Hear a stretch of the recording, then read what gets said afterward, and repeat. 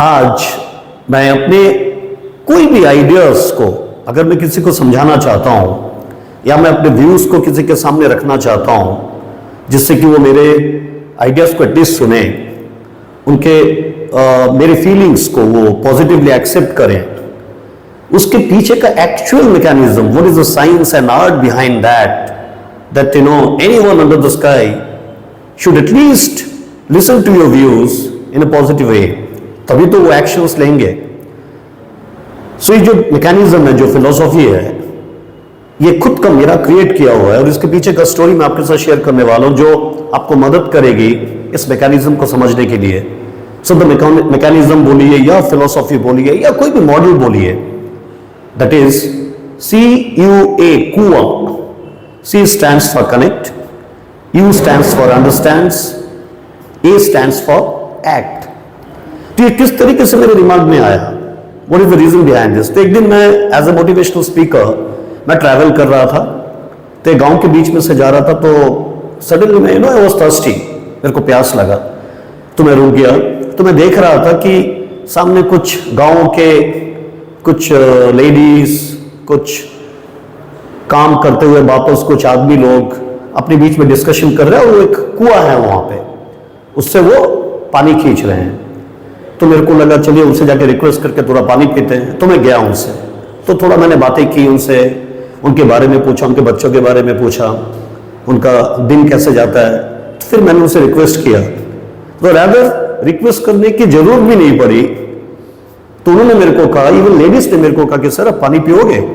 मैंने कहा हाँ, मैं तो पानी पीने के लिए रुका था। तो उन्होंने मेरे को पानी दिया, मैंने पानी पिया और फिर मैं निकल पड़ा। लेकिन उस दौरान एक कॉन्सेप्ट, एक मैकेनिज्म मेरे दिमाग में आया। आप सबने कभी नोटिस किया होगा कि कैसे पानी खींचा जाता है कुएं से। एक ईंट या पत्थर से एक कुआं बनाया जाता है, ऊपर एक ऐसा रॉड होता है, रॉड के बीच में एक पुली होता है, एक बड़ा एक रस्सी होता है, रस्सी के एंड में बकेट को बांधा जाता है और एक तरफ हम लोग पुल करते हैं और दूसरे तरफ वो बकेट से पानी भरा जाता है। तो मैंने उस दिन मैं जब बैठा हुआ था, जब मैं नोटिस कर रहा था, तो मैंने क्या नोटिस किया कि पहले बकेट को डाला जाता है कुएं में, बकेट को थोड़ा सा हिलाया जाता है, थोड़ा सा पानी अंदर जाता है, थोड़ा सा निकलता है, ऐसे ऐसे करके कोशिश करते करते जब उस बकेट में पानी भरता है फिर वो बकेट को खींचते हैं। सो इसके पीछे का फंडा, इसके पीछे का प्रोसेस क्या था। बकेट को डायरेक्टली डाला जा सकता था, डायरेक्टली पानी भर दिया जा सकता था और फिर उस बकेट को पुल किया जा सकता था, बट ऐसे नहीं हुआ। एक बड़ा प्रोसेस है। बकेट को पानी में फेंका गया, थोड़ा सा हिलाया गया। So what is that. So पानी और बकेट के बीच में एक कनेक्शन का जरूरत था, तो वो कनेक्शन डायरेक्टली नहीं हुआ, थोड़ा सा खुद के बीच में अंडरस्टैंडिंग, थोड़ा पानी बाहर थोड़ा अंदर, एक अंडरस्टैंडिंग हुआ, उस बकेट में पानी भरा, फिर अल्टीमेटली उस बकेट को खींचा गया और वही पानी मेरे को सर्व किया गया। सो मैं जब गाड़ी से वापस आ रहा था तो मेरे दिमाग में आया कि this is how we also interpret the things. हम भी इस तरीके से किसी के आइडियाज को कभी अगर एक्सेप्ट करते जीवन में, कभी आपने नोटिस किया होगा तो ऐसे ही तो होता है। हम लोग जब किसी से मिलते हैं, अगर मेरे को आई अंडरस्टैंड कि हम लोग एक काम से ही जाते हैं, सपोज मैं एक टीचर हूं, मैं किसी एक स्टूडेंट को पढ़ाने जा रहा हूं, हो सकता है मैं एक एज्यूम कर लीजिए कि मैं एक मैथमेटिक्स का टीचर हूं। अगर मैं डायरेक्टली जाके उसको मैथमेटिक्स लेके बैठा देता हूं तो मुझे लगता नहीं है कि वो मैथमेटिक्स बेटर तरीके से समझ पाएगा, बट रैदर आज के बाद अगर आप इस मैकेनिज्म को फॉलो करें कि what is the science behind this. हमारी जो ब्रेन में दो पार्ट्स होते हैं, एक होता है फीलर पार्ट और एक होता है लॉजिकल पार्ट। तो कुछ भी चीजें जब हम जब कान से सुनते हैं या आंख से देखते हैं, वो पहले फीलर में जाता है। फीलर मतलब फील, अनुभव करना। तो अगर उस फीलर पार्ट को अच्छा लगे तब वो लॉजिकल पार्ट में जाती है, तब हम उस डेटा को एक्सेप्ट करते हैं। मैं ये नहीं बोल रहा हूं कि डेटा इंपॉर्टेंट नहीं है, मैथमेटिक्स कराने जाएंगे तो आपको तो फॉर्मूलास मैथमेटिक्स ही आप यूज करेंगे, बट उस बच्चे का माइंडसेट क्या है, उस बच्चे की परिस्थिति क्या है, उस बच्चे को आपको अच्छा लगना चाहिए, उस समय को उसको फील करना चाहिए, वो एम्बियंस, तो वो एम्बियंस कनेक्ट से बनती है। जैसे कुआं, जैसे वो बकेट पानी के साथ थोड़ा बाहर थोड़ा अंदर, वो कनेक्ट हो रहा है। तो एक टीचर जब जाता है एक स्टूडेंट के पास जाता है कि तुम कैसे हो, सारा दिन कैसा गया, कल तुमने क्या किया, कल तुमने क्या मूवी देखा, कल तुमने क्या खाना खाया, तो आप क्या कर रहे हो, कनेक्ट कर रहे हो, मतलब उसके फीलर के साथ, उसके ब्रेन में जो फीलर पार्ट है उसके साथ कनेक्ट कर रहे हो।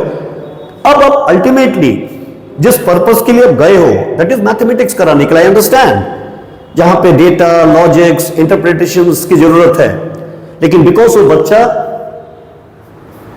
के दिमाग में वो फीलर पार्ट एक्टिव हो चुका है, अब वो आपकी हर बात को पॉजिटिवली लेगा।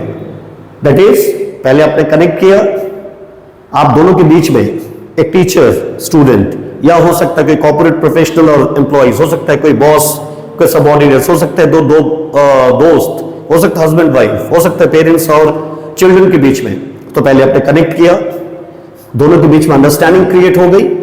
इससे क्या फायदा हुआ, आप तो पॉजिटिव हैं ही, बिकॉज आप अपने आइडियाज को समझाने आए हैं। आप चाहते कि वो बच्चा या कोई भी आदमी जो आपके सामने, वो आपके आइडिया को पॉजिटिवली ले, बट ये इंपॉर्टेंट है कि सामने वाला आदमी आपको कितना पॉजिटिवली ले रहा है। तो इस मैकेनिज्म्स के पीछे आपने कनेक्ट किया, दोनों के बीच में अंडरस्टैंडिंग तैयार हुई, last A is the by product. तो नेचुरली वो एक्ट करेगा। क्या एक्ट करेगा, वो आपकी बात को पॉजिटिवली एक्सेप्ट करके जो आप चाह रहे हैं वो मन से पढ़ेगा, या आपकी बात को सुनेगा और उसको इंटरप्रेट करेगा। सो दिस इज व्हाट कुआ, I repeat it, connect, C stands for connect, जुड़ना, और जुड़ना जिसको हम लोग कहते हैं रेपो बिल्डिंग, वो फीलर पार्ट ही कर सकता है, इमोशंस, उसको आपको एक्टिव करना पड़ेगा। यू स्टैंड्स फॉर अंडरस्टैंड्स, जब आप कनेक्ट करोगे तो एक अंडरस्टैंडिंग बीच में आएगी, जो एक इमोशंस को कंट्रोल कर पाएगा और एक पॉजिटिव एनवायरनमेंट क्रिएट करेगा।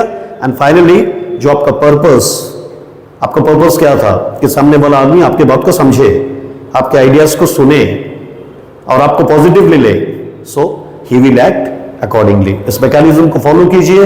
ये साइंस एंड आर्ट दोनों की कॉम्बिनेशन है, आप देखिए, you will be able to influence anyone under the sky. So from today start doing कुआ व्हेनेवर आप किसी से भी फर्स्ट टाइम मिलते हो। Thank you so much.